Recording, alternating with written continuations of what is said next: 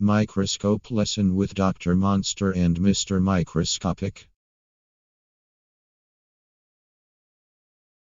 Mr. Microscopic came to teach about microscope.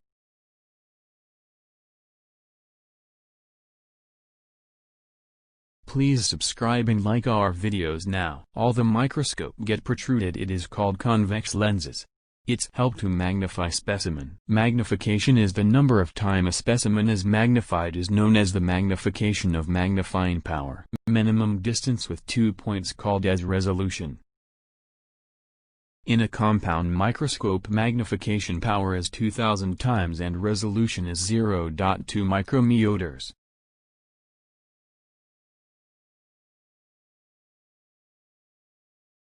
Calculation of the magnification power of a microscope. Magnification of microscope equals magnification of eyepiece multiple magnifications of objectives. Magnification power is 500,000 times and resolution is 0.0005 micrometers.